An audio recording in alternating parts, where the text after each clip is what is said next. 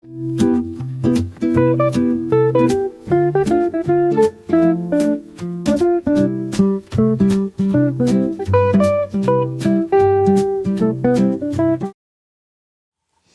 right, my name is Rich Schmidt. We're here with Tiquette Bramlett. It's October 15th, 2025, and we're at the Nicholson Library at Linfield University in McMinnville. Tiquette, thank you so much for joining us again today.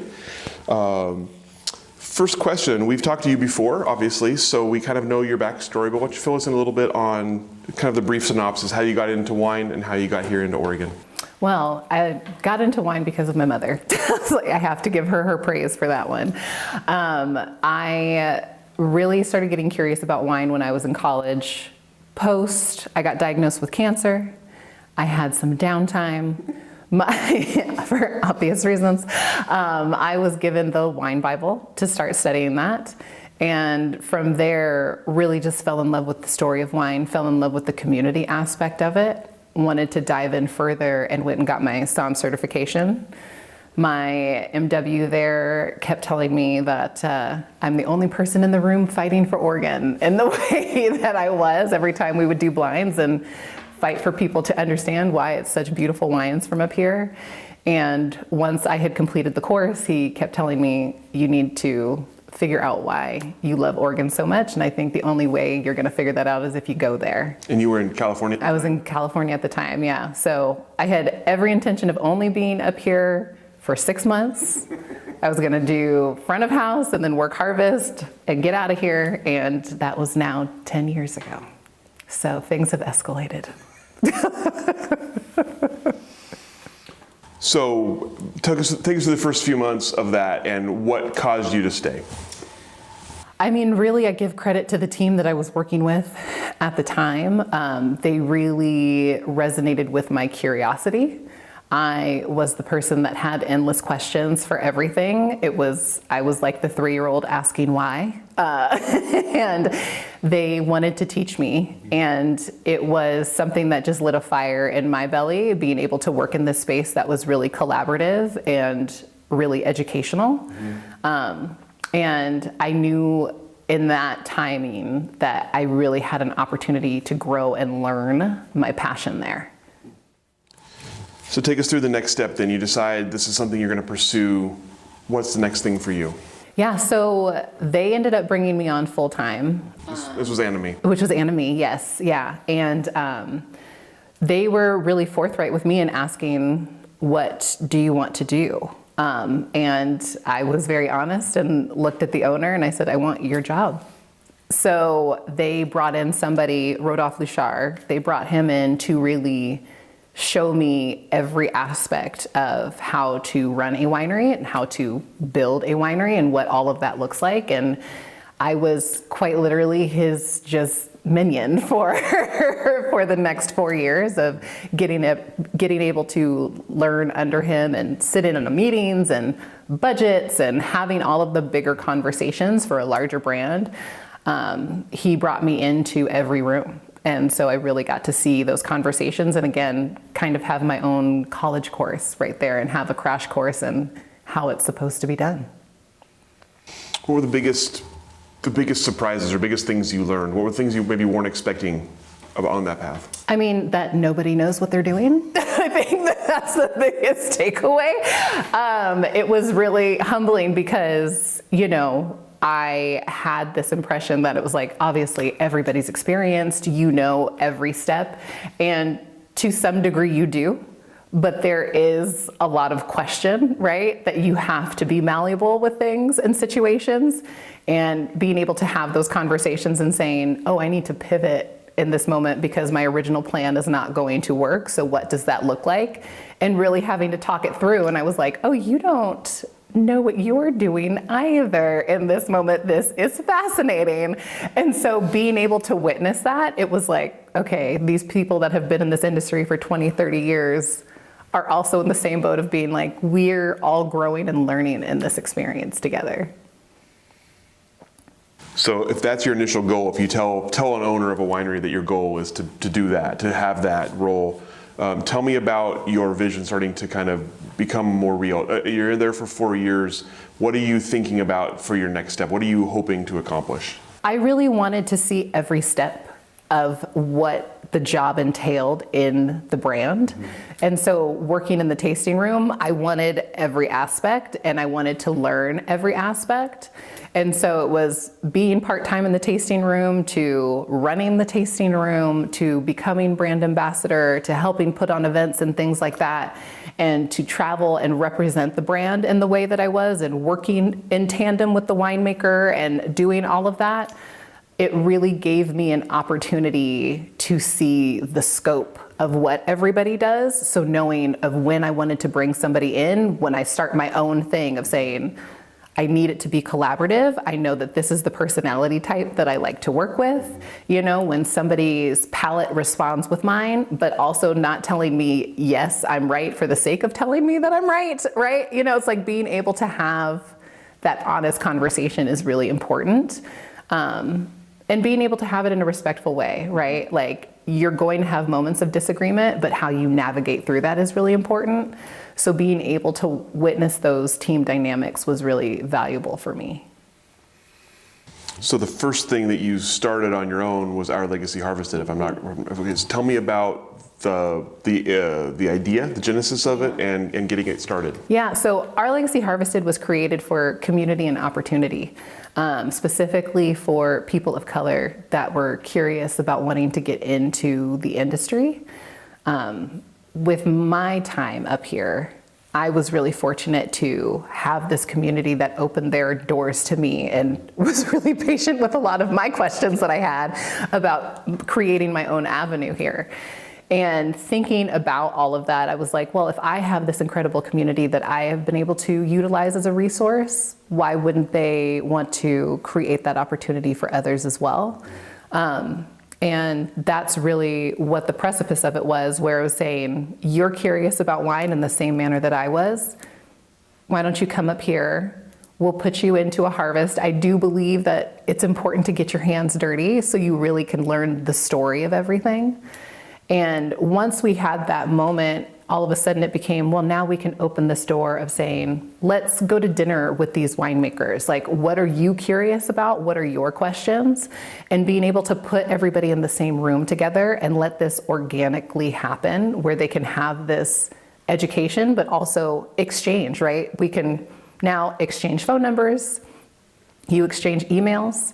Now you have a responsibility for what your vision is, right? And this is your task of saying, okay, now I want to reach out and dig in a little bit more and see where I can go from there. Mm-hmm. And it's been really fascinating to witness a lot of the interns that have come through, because they come in initially saying one thing of, I want to be a winemaker, I want to own my own brand, to, I mean, complete pivots of being like, I'm really curious about this enology thing. Like, I want to dive into that a little bit more. Or even saying, I'm more interested in the food and wine pairing. And I think eventually I want to figure out how to open a co-op where I can have a restaurant and brewery and winery working all in tandem in the same place where community can come in and gather. A lot of folks are really inspired by Mac Market, right? And so like seeing that, and they're like, I want to create that back home. And I think that that's the beauty of what Oregon can do. It's such a beautiful incubator state for so many people that are curious about wanting to cultivate. And I love that we get to be, that Oregon gets to be a part of that story for them, right? And saying like, this has been the birthplace for them of the big idea, you know? So tell me about, since last we spoke, how it's gone with Our Legacy Harvested and how that program has grown. It's gone great. Right now we're in the transition phase, which is always exciting at the 5-year mark. And so what we're focused on now is really bridging the gap in our state. We have done a really great job getting people from out of state to come in, but now we really, really want to love on the Pacific Northwest and really start building the programming here. And so we're going to start doing some different field trips and activations with folks from the Portland area coming out to the Valley and doing different engagement. So being able to make that shift has been really exciting. So after Anna-Me, what's your next step? Oh my God, I was like, what is my next step? I was like, because that was the pandemic. So it feels like it was a whole other time. So after that, I was in lockdown in California. I got back up here, started thinking about what was next and kind of felt like it was time for the next iteration of where to go. I had a really close relationship with Bertoni Faustin, who's the first Black winemaker in Oregon. And I had reached out to him and was just kind of talking and saying, like, I'm ready for the next challenge, the next thing. And we had been talking through some things, and he never felt as though I could work for him because my training was so formal. And so he was like, this is not gonna be a great fit. He was like, I love you, you are family, but like, I don't know. And the more I thought about it, the more stubborn I became. And I was like, well, I want to work for him. So I'm going to make this decision for him. And so I went over to Abbey Creek and told him, I was like, I want to work with you. And I want to add this next level to my skill set of saying, I have this formal training, but now how do I bring the humanity back into it of saying, like, how can I share the story and how can I share the story of wine in Tiquette's way?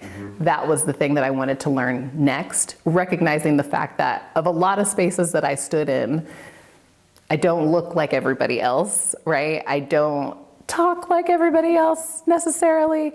And so thinking about all of that, I was saying, okay, well, now I need to figure out what my language is going to be and how I communicate about wine.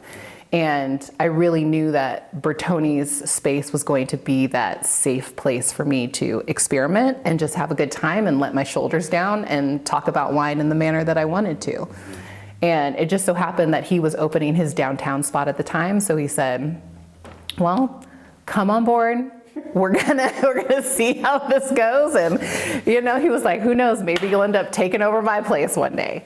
And I came in and we just had the best time. I mean, really just ripping and running and opening up the downtown spot. And during the pandemic, with everything that was going on in downtown, like really highlighting the fact of it was safe to come and enjoy, and really disarm people when it comes to talking about wine in a hip hop space, right? And really disarming the language of wine, right? And rather than focusing on the Eurocentric descriptors that people like to use, we really centered it around music. And that was something for me that really resonated because I started out in music, right? So it was something that I knew could be the great connector and really painting the story of how people can relate to wine.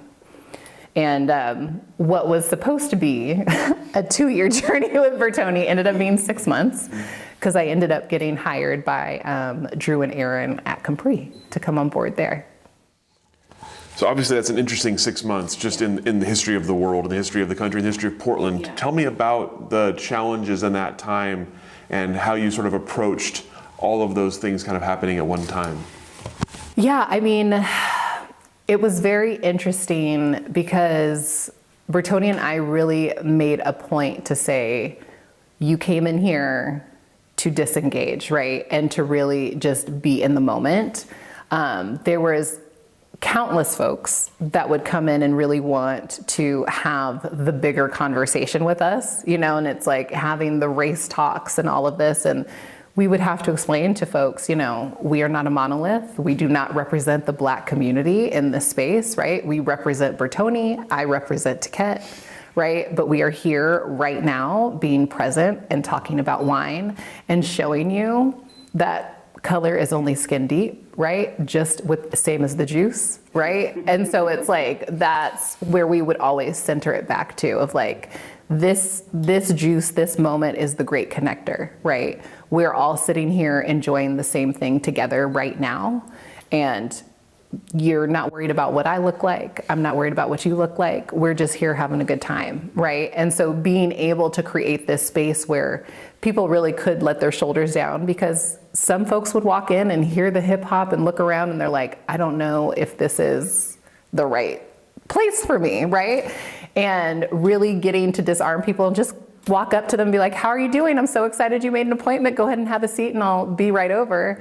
And being able to talk with them and get them to disengage. I mean, it quite literally would turn into therapy sessions for folks sometimes, and they would be really disarmed and really vulnerable with us and sharing and having really deep conversations, but we also understood like they needed that moment, right? And they needed to have that moment with us. And it was really powerful. It was really beautiful to have that moment of, it was quite peaceful, like genuinely, you know, and it's like with what was perceived as such chaos outside those doors, it was really peaceful for people to come into our space and really joyful. So it was really nice to have that reprieve. So you mentioned the next opportunity comes along when you're not expecting it. So I think this is about when we spoke. When we spoke, you were still at Abbey Creek. So tell me about the next step and about, well, I guess not Vidon, I guess, but it was Vidon. It was Vidon at the time. Yeah. Tell us about Drew and Aaron and how that came about. So that one was another sort of like kismet moment. Like I am a true believer that like the universe has not failed me of saying, you know, of like staying open and staying honest with the things that I want. And Drew and Aaron, I had met just by coincidence because I took my mom wine tasting for her birthday and we had an amazing time together. And I was like, these are really cool people and they're really hungry to do something unique in the industry as well. And I just kept feeling like there was something there where we could have fun together. And again, a moment where we could challenge each other because they were coming in so new and fresh to the industry and coming from a consumer perspective, which was really unique, coming in to buy a property. And so I was like, okay, I think that this can be fun. And the perk was that it was also 10 minutes from my house. You know, it was like short commute, which was great. But it was a really, really special and beautiful experience. Like it felt good to be back at a vineyard, right? And being able to be back in that space and take in that magic. But also be a part of helping them make their vision come to life, right? There's a real beauty to that and a real magic to that. And Drew and Aaron are such passionate people when it comes to honoring the land, but also the hospitality side of things, right? And so really passionate about teaching people about what's happening on the land, but also what's happening in community. And so being able to be a part of that again, in still a time that was really divisive, right? And like having these bigger conversations, they were great advocates for me in spaces whenever, if something would arise, right? They would walk in and have these conversations in a really powerful way, but also in a really kind way, right? So we always had constant support in that space. What was your role there, your, I guess, official role there, and what were some of the things you accomplished that you look back on that role?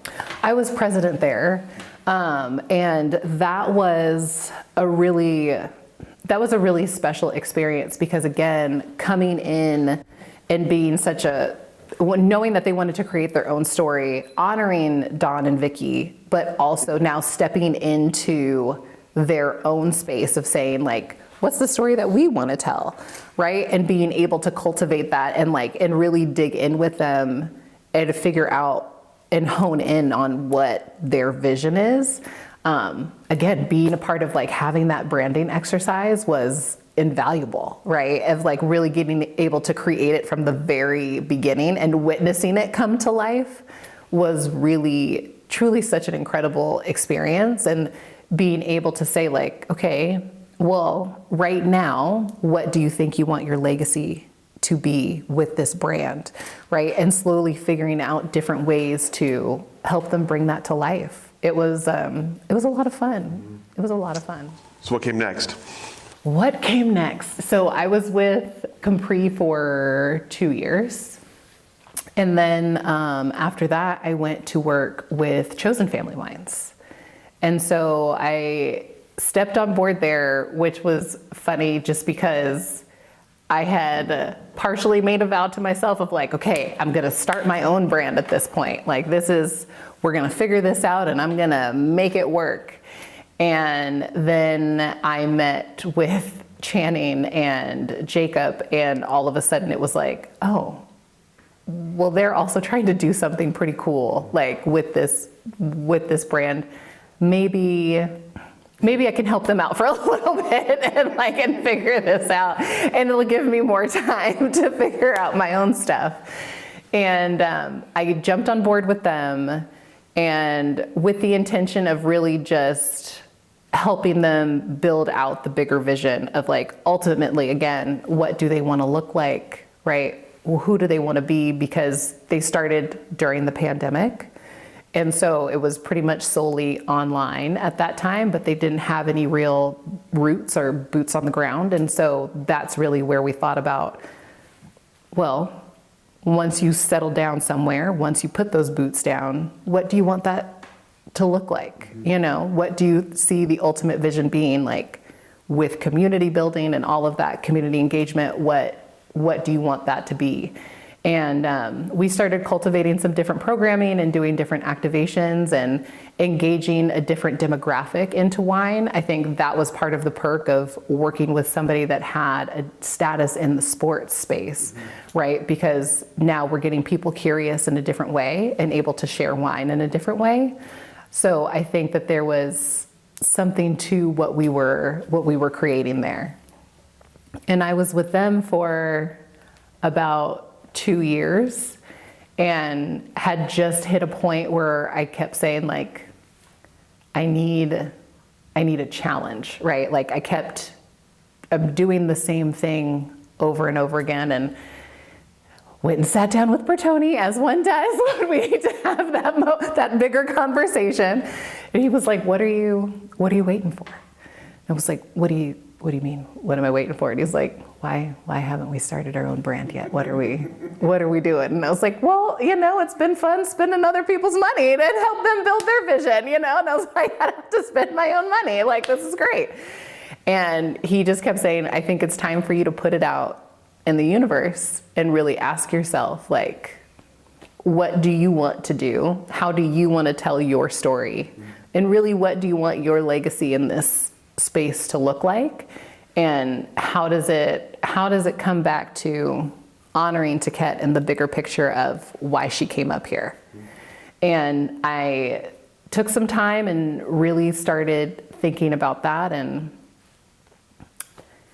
I mean, again, I was like, the universe never fails. Like, it was pretty remarkable. I happened to be talking to a friend at a space in downtown Portland, and there was a gentleman who I had crossed paths with a few different times, and he came up to me and he was like, we have seen each other in enough spaces where now we need to have lunch. And I was like, uh-oh. Like, so, you know, he was like, here's my number, let's schedule a day. And I remember calling Bertoni and saying, like, what is the deal with Stephen Green? Because he wants to sit down and have lunch with me. And he was like, this is the guy you want to sit down with. Like, if he is curious, this is a good thing. Like, but he is about it. And so you need to take that lunch meeting. And I was like, okay. So we went and had lunch, and he was sharing a little bit about what he does in helping Black founders really get their brands going, and finds the money for them, basically, of saying, like, you get to avoid taking out the big loans and all of that. Like, he really wants to be able to support and uplift you in any way. And he was like, I feel like you're one of those people that has something cooking, but you just haven't spoken it yet. And he was like, so what are you working on? And I was like, well, honestly, nothing. And he was like, okay, well, just tell me what have you been dreaming about this summer? And I was like, well, I want to start my own wine brand.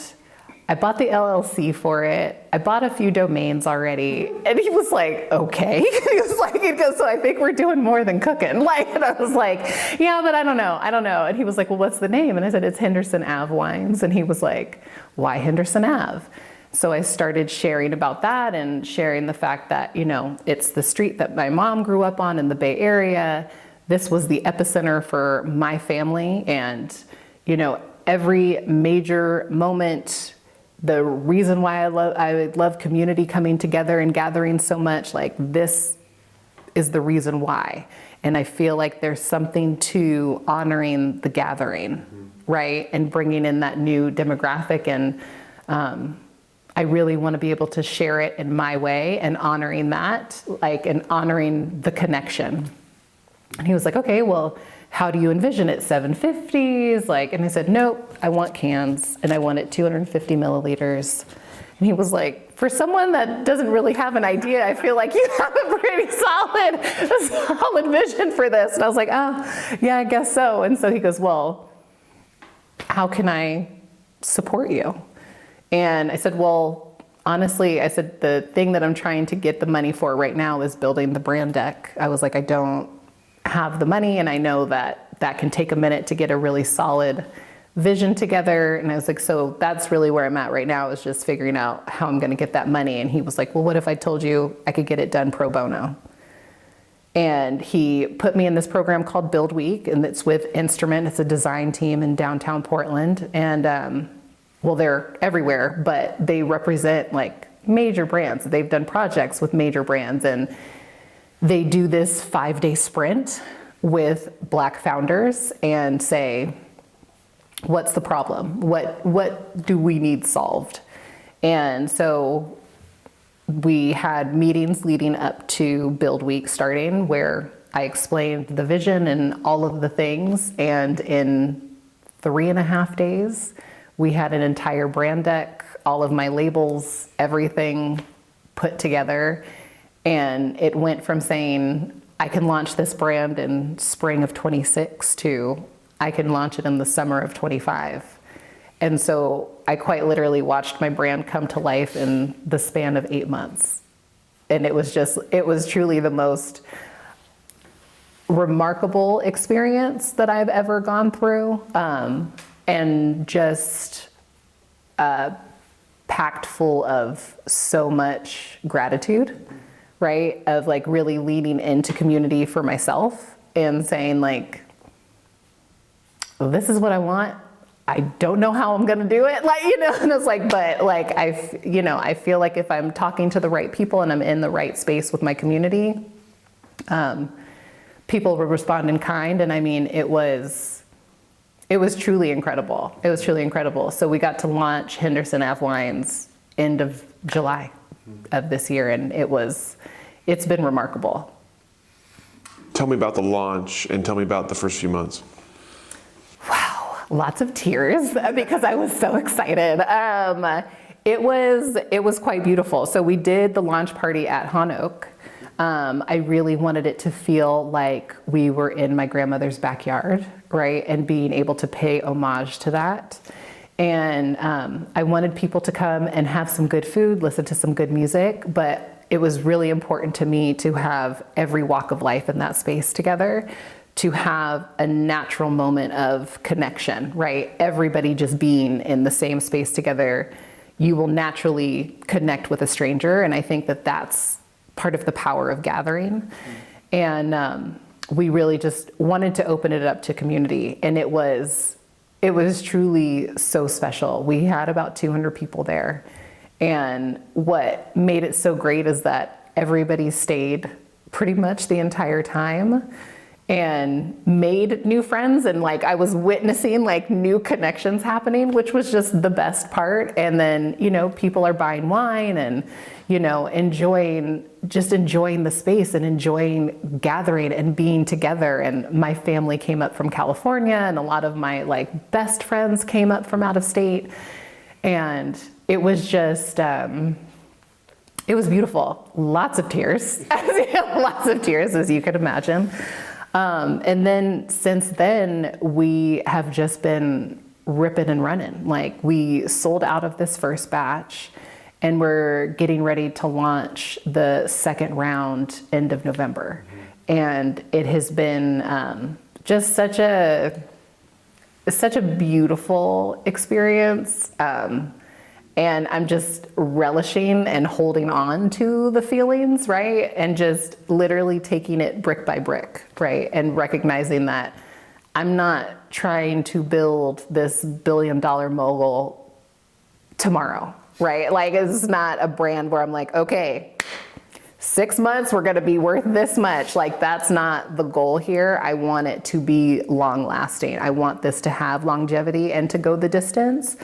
And I recognize to do that, the foundation needs to be solid and we need to take it brick by brick.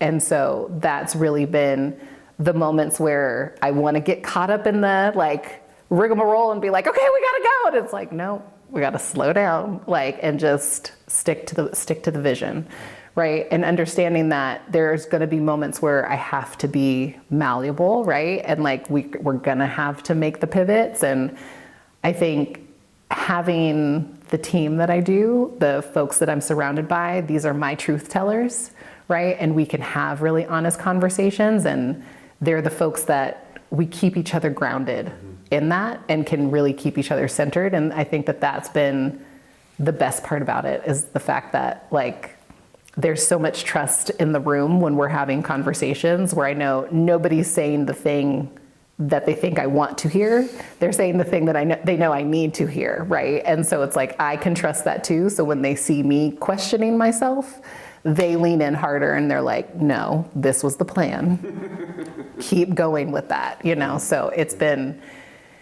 has been a surreal experience, but I am incredibly grateful for it.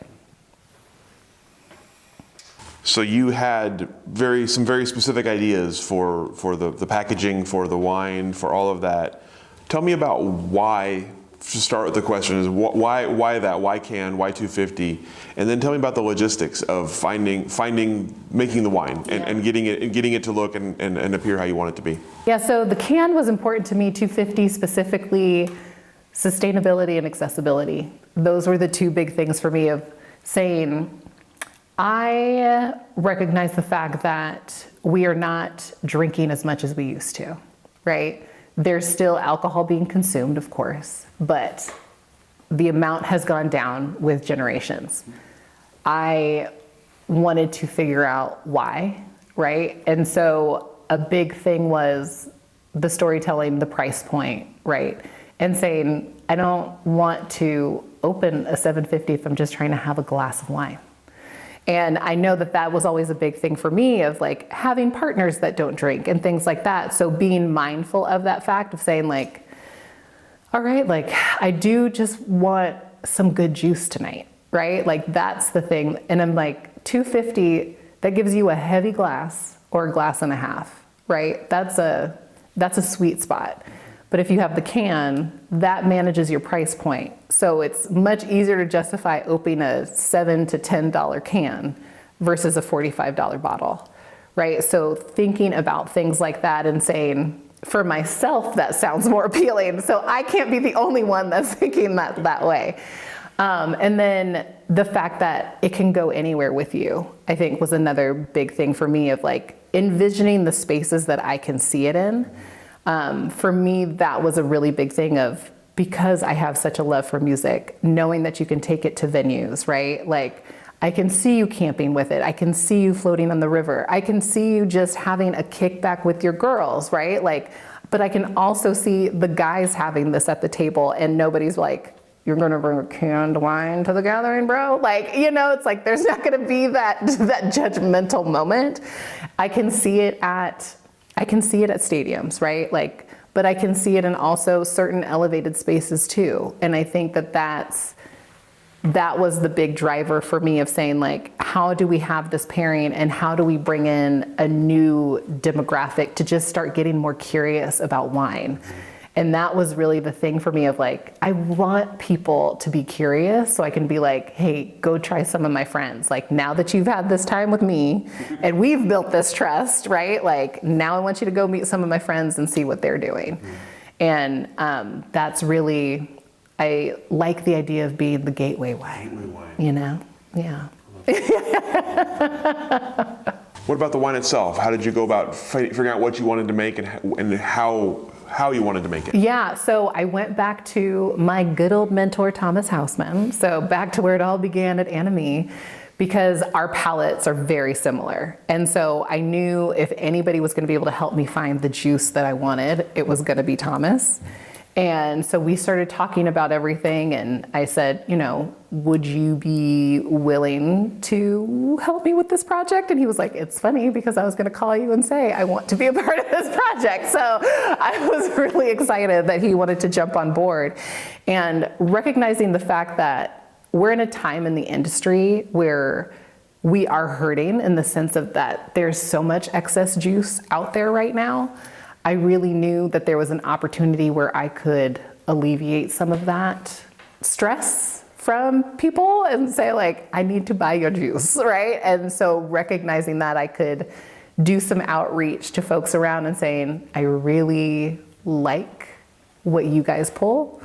I would really like to play with some of your juice and make some magic of my own, if that's okay.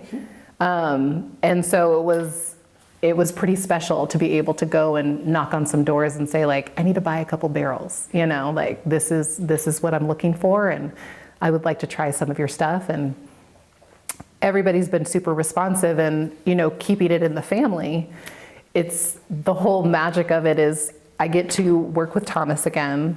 And then when I was talking to Bertoni about the project, he was like, well, great, you're gonna store and make everything here. And I was like, wait, what? I was like, I'm sitting here thinking, okay, like, you know, so then I asked him, okay, well, how much is it gonna cost me to store everything there with you? And he was like, this is a family project, you're not paying anything, right? And so it goes back to, again, being able to work with my family, being able to work with my people, right? So it's like I have Thomas from where it all began, day one, when I moved up here, and then, you know, evolving into working with Bertoni, where he'll hate that I say it, but I'm gonna say it anyways, he's my second dad.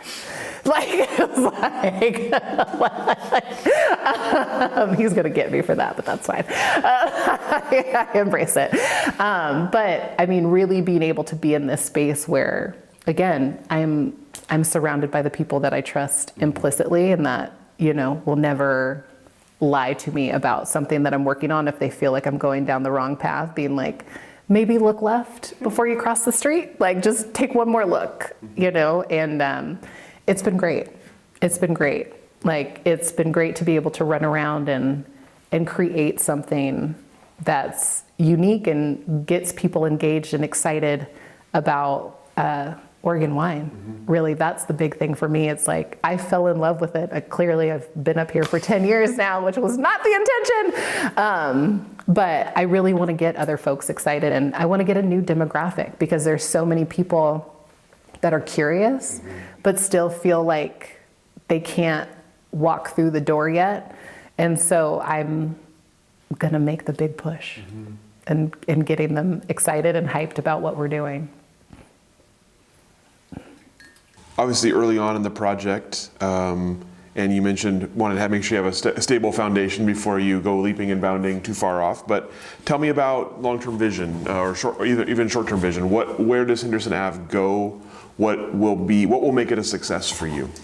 Yeah, I think the biggest thing with Henderson Ave, a lot of folks have asked us, like, when's the brick and mortar? We're not going to do a brick and mortar. The one thing that I have always said is that juice was meant to move.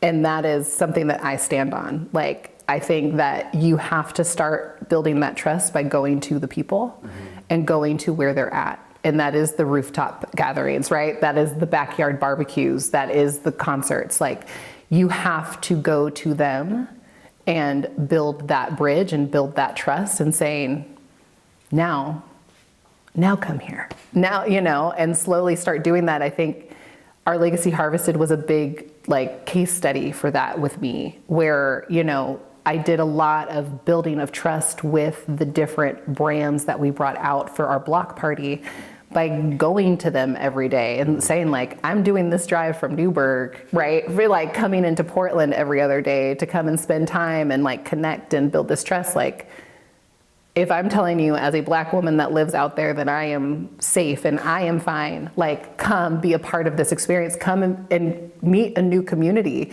and who knows what opportunities that could lead to for your business, right? But like, be open to what could be out there for you.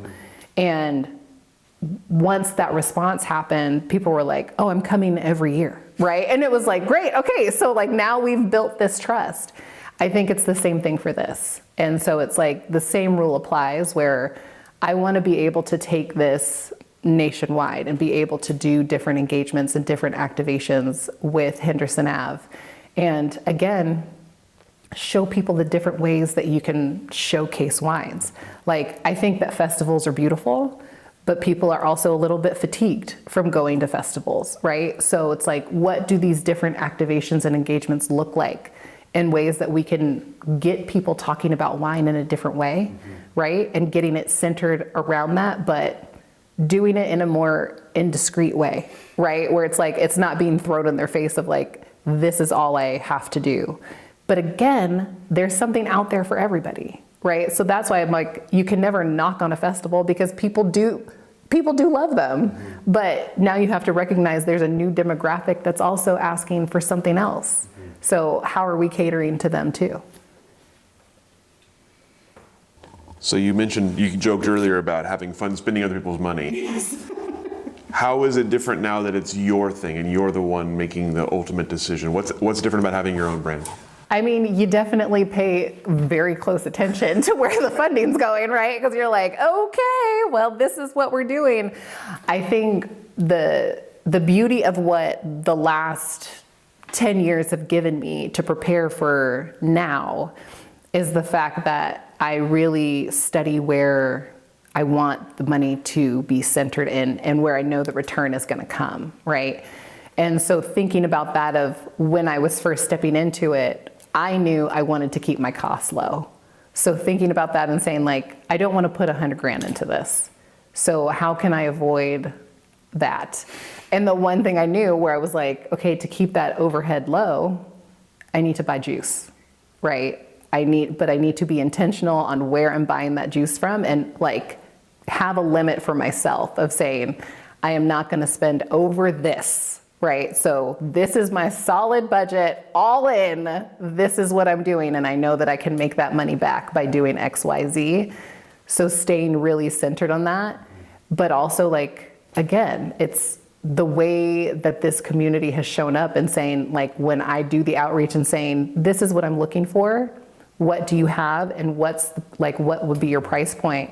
They've even said like, oh, Tiquette, well, we'll give it to you for this, right? Because we know what you'll do.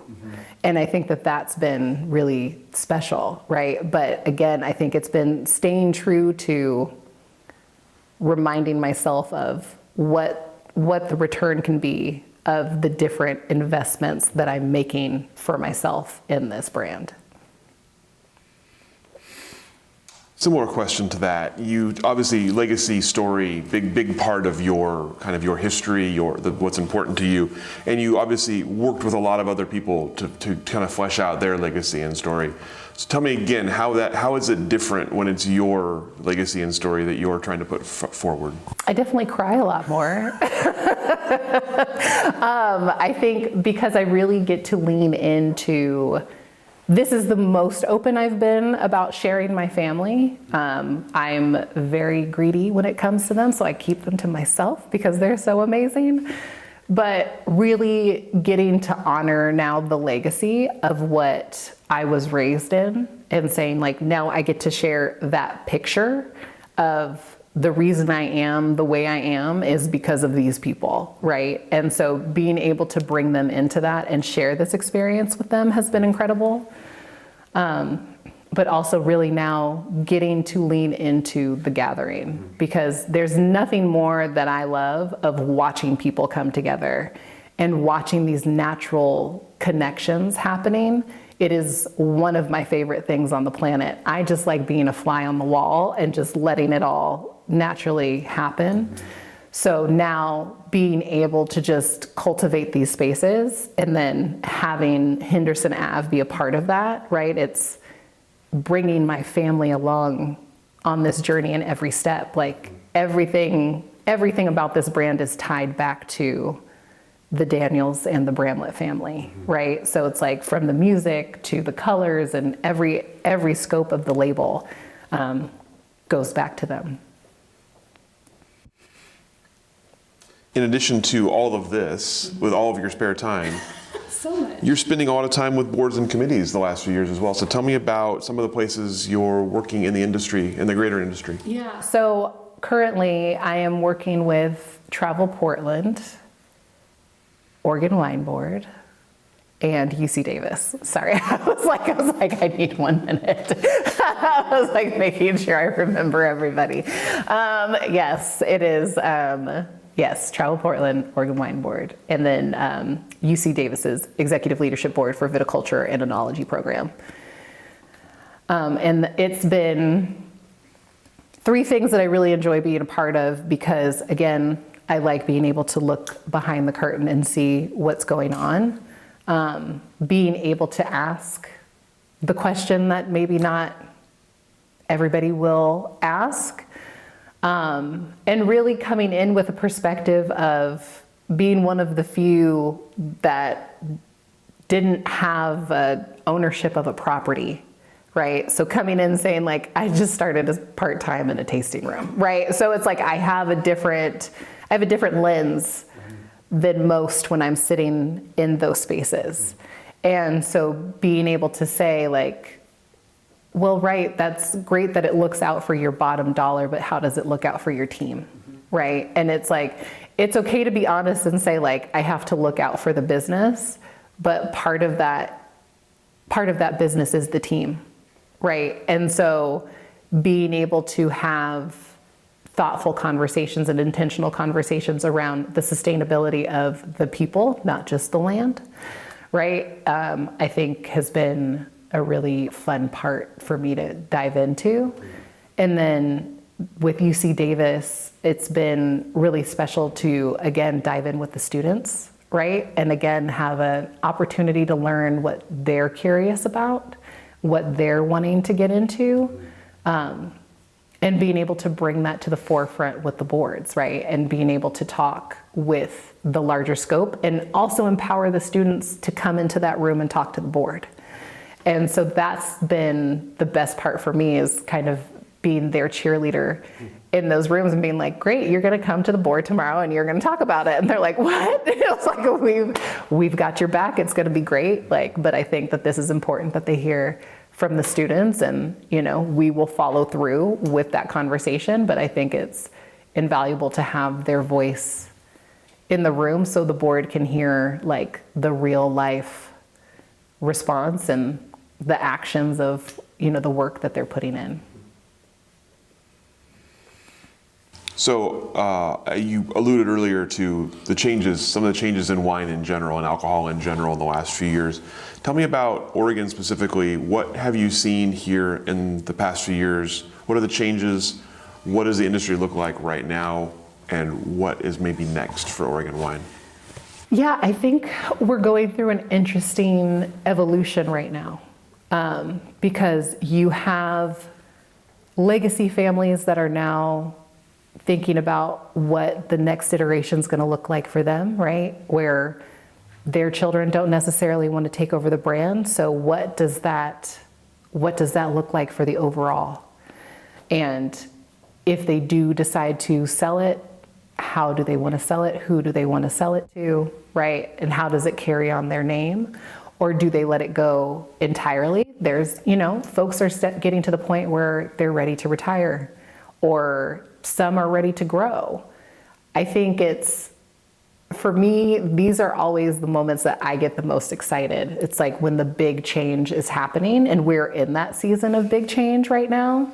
I think for young brands, it gives them an opportunity to really experiment and really be creative, right? Like when you have these moments where people aren't buying as much, but you're trying to be innovative, this is the moment to experiment and really throw all of that pasta up against the wall and see what sticks. I think it is the time to really branch out, and you see people like trying to engage community and engage their audiences in a different way.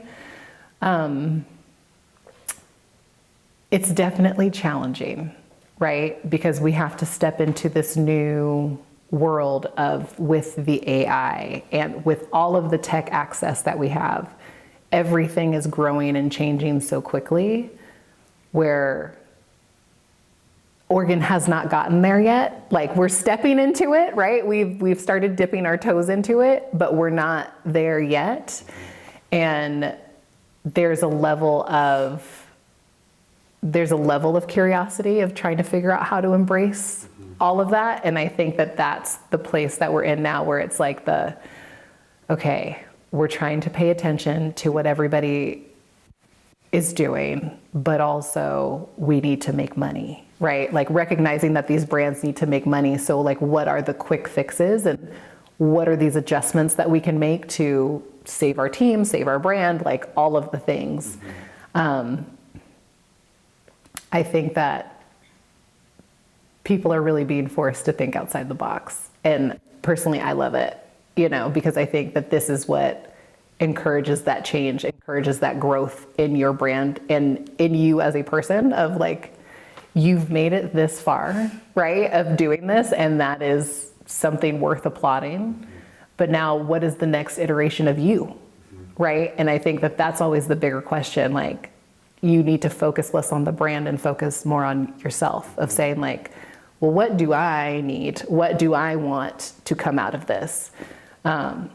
And I feel like for the industry as a whole, everybody's asking that question, right? Of like, how do I save myself? How do I save this brand, right? But it needs to be more of, who do I want to evolve into? Who's the next chapter? Rather than being in the savior mode. It's, I need to be in the, all right, who am I going to be? Yeah. That is pretty much the perfect segue to my next question, which is, what else is in your future? What have you not done that you want to do? What do you see on the horizon for yourself? Oh my God, how much time do we have left? I mean, for me, there's still certain things that I have not spoken out into the universe yet. So I'm gonna hold some of them close. But this next season I am really excited for, because I am stepping into a space where this is the most open that I've been, and getting to share a little bit more about myself and getting to share more about what my visions and dreams are for this industry as a whole, and really being able to amplify Oregon. What we are creating here in food and ag is one of a kind, in my opinion. And I really want us to take that onto the global stage and really blow that out of the water. And that's something where it's a part of my big goal. Like, this is like the next 10 years of what I want to work on, is just figuring out slowly, again, another brick by brick of how to honor that and how to bring that in. And Bertoni and I started working on a project called Tradition Reimagined, where we're going to be bringing in some different founders from Portland and different founders from out here in wine country, but then also young and upcoming and fresh brands that are getting started, and putting them all at the same table together, because what was happening 20 miles apart was very different, right? In the 70s in Portland and the 70s out here, it was a night and day difference of what was happening, but that was only 20 miles apart. And I think having everybody sitting at the same table and asking some thought-provoking questions, we can get some really exciting conversation going. And I'm excited because we're going to be doing that evening here in the heart of wine country. So being able to have an evening like that with, some heavy hitters at the table, having some fun dialogue, I think it's going to be really great. One more question for you. I like to ask people, greatest accomplishment, proudest achievement, kind of a question. Instead, I'm going to ask you, tell me about a moment for Henderson Ave, something that you reflect back upon now that makes you particularly proud. Now this is going to make me cry. Yeah, I was like, I think the thing that makes me the most proud, honestly, is seeing the excitement in my family. I think that has been the biggest thing, because I really wanted them to be a part of the experience and be celebrated in this. And like, I have to say, I'll never in my life forget watching my parents and watching my brother work the room. Sorry, it's coming. Sorry. Okay. Sorry. Being able to see them shine in that moment was truly like the best feeling in the world for me, because like they were literally just floating and glowing all day. And being able to see that was just great. And watching people walk up to them and be like, this is yours, this is for you. Like that to me was the cherry on top that I get to hold on to forever. And knowing that every space that we walk into, any time that we do something and they're present, like I get to push them forward, right? And be like, go take your bow, like it's, that is the thing that I think I'm most proud of. Excellent. Yeah. You held it together. I did. I was like, you're very close. It's like, it is right there. I'm proud of you, Tiquette. That's amazing. Thank you. Thank you so much for joining us again for our second round here with us. Congratulations on all you've accomplished since last time we spoke. And we'll go ahead and let you off the hook. Awesome. Thank you so much.